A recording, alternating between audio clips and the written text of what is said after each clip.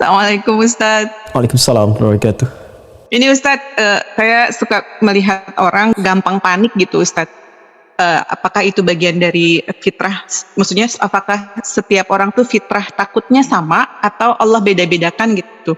Tapi kok ada yang kayaknya panikan banget, dikit-dikit takut, dikit-dikit takut gitu, takut ini takut itu gitu. Terus yang kedua, masalah pendidikan anak gitu. Bagaimana Ustadz supaya anak-anak lebih takut dalam pengawasan Allah gitu, saat berbuat salah dalam pengawasan Allah daripada takut sama setan misalnya Ustadz. Kayaknya mereka lebih takut sama setan gitu daripada sama adanya malaikat atau adanya pengawasan Allah gitu Ustadz. Baik, yang pertama, takut yang Allah tanamkan pada jiwa secara fitrah itu ketakutan yang wajar. Ketakutan yang wajar sifatnya. Wajar itu ada di tengah. Ya, wa kadzalika ja'alnakum ummatan wasata, Quran surah kedua ayat 143. Demikian kami jadikan kalian umat yang pertengahan. Ya. Jadi saya ingin menunjuk kata wasatanya di sini. Ya, walaupun ini menunjuk kepada sikap, saya ingin tunjukkan pertengahannya. Jadi tengah-tengah ini maksudnya adalah hal yang wajar. Ya, takut, gelisah seperti tadi yang saya contohkan. Gelisah kalau tiba-tiba anak pulang terlambat, ya. Ya, gelisah ketika awan pekat mendung, itu gelisah yang wajar. Ini bisa kita tarik ke kanan, bisa kita tarik ke kiri. Kalau yang standar, yang wajar, yang biasa ini, kita naikkan levelnya untuk mendekat kepada Allah. Dengan berlatih, berzikir, belajar, tidak harus meninggalkan aktivitas harian. Karena kerabat-kerabat, sahabat-sahabat Nabi pun, yang pebisnis, yang politisi, itu kan? Yang diplomat, yang birokrat, itu banyak. Tapi mereka malamnya masih sempat tahajud. Yang kata Imam An-Nawawi dalam kitab At-Tibyan fi Adab Hamalatil Quran, itu sampai khatam Al-Quran. Utsman bin Affan, Tamim Ad-Dari, ya, dan sebagainya. Banyak sekali pejabat-pejabat. Bahkan di militer Nabi punya 38 sahabat yang panglima dari 12.000. Itu mereka ketakwaannya tinggi, zikirnya tinggi. Nah, mereka naikkan levelnya dari yang wajar menjadi tinggi, sehingga harapannya dengan itu semua selalu ada dalam perlindungan Allah Subhanahu wa taala. Jadi ketakutannya bukan ketakutan biasa lagi, bukan standar, tapi naik di atas itu, cuma sifatnya positif.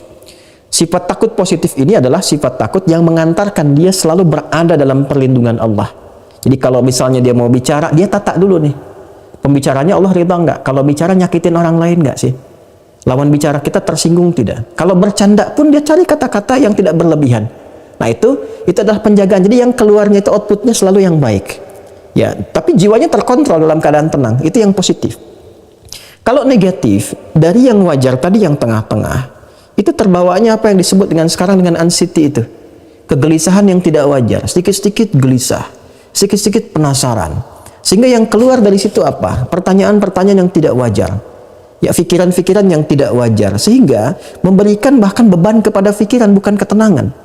Karena normalnya kalau dia menjadi khasyah yang positif atau khauf yang netral, itu pikiran nggak terbebani, masih biasa, tinggal dia berikhtiar mengatasi itu.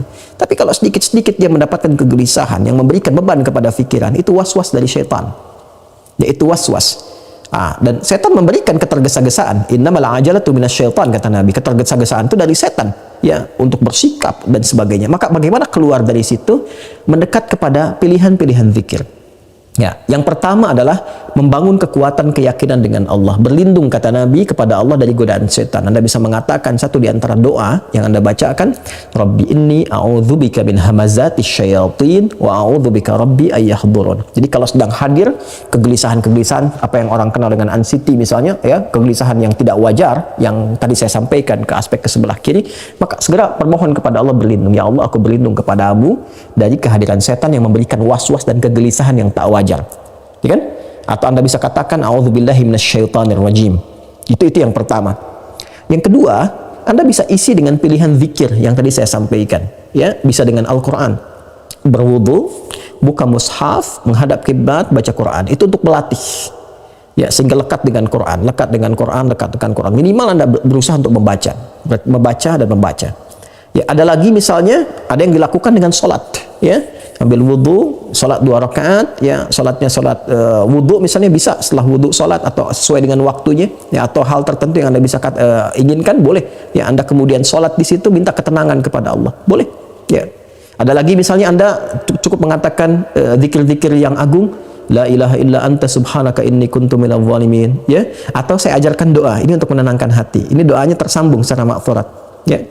Allahumma ati nafsi taqwaha wa zakkiha anta khairu man zakkaha anta waliyuha wa maulaha.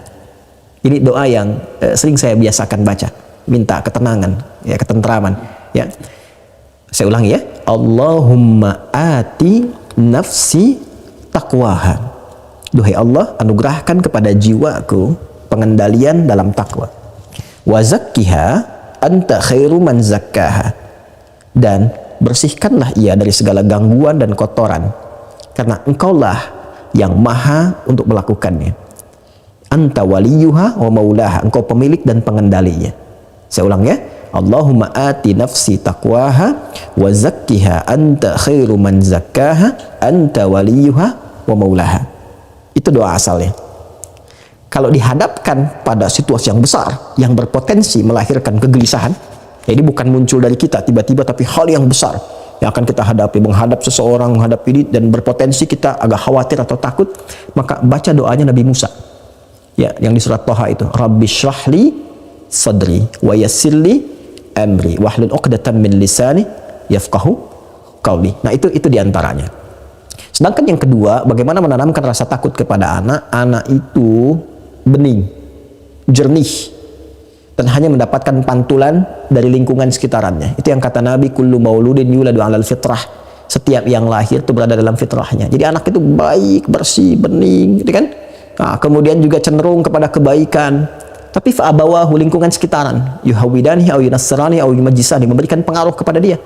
Nah, maka hal terbaik kata Al-Quran, ya Al-Quran dulu, menjadikan anak itu dekat dengan Allah, takut kepada Allah yang positif tadi itu, bentuk lingkungan di keluarga yang baik. Orang tuanya dulu praktekkan, ya, sholat berjamaah sama-sama, ayah jadi imam, ibu ada di situ, anak melihat, mencontoh, ngaji Quran, ngaji dulu bareng-bareng. Jadi kalau orang tuanya minta, tapi orang tuanya nggak pernah ngaji, anak akan melihat. Itu yang dimaksudkan. Jadi lingkungan ditata, soleh dulu. Itu spirit Quran surah ke-3 Ali Imran ayat 35 sampai 37. Jadi Imran dengan Hannah itu diberi contoh oleh Allah lewat Imran dan Hannah. Jadi bukan Nabi, bukan Rasul, supaya kita nggak ngeles. Ya, ini kan Nabi, ini kan Rasul. Allah kasih yang bukan Nabi, bukan Rasul. Ya, Imran dengan Hannah kompak menyiapkan diri, bahkan dari sejak mengandung Hannah. Ya, cuma kadar Allah nanti Imran meninggal kan. Imran meninggal duluan, ya Hannah melahirkan Maryam. Tapi amanahnya dijaga. Begitu kemudian Maria lahir, apa yang terjadi? Yang terjadi indahnya adalah disiapkan seperti amanah sebelumnya.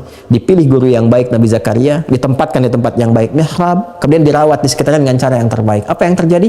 Jawabannya fataqabbalaha rabbuha biqabulin hasanin wa ambataha nabatan hasana. Selanjutnya, ketika orang tua benar-benar berikhtiar seperti tadi yang disampaikan, harta berikan yang halal, doa minta kepada Allah, ayat 36 yang berdoa, doa minta kepada Allah Subhanahu wa taala, berikan harta yang halal, bangun lingkungan yang kondusif, cari guru yang baik, biarkan selanjutnya kata Allah, saya yang menjaga anak itu berada dalam penjagaan yang terbaik.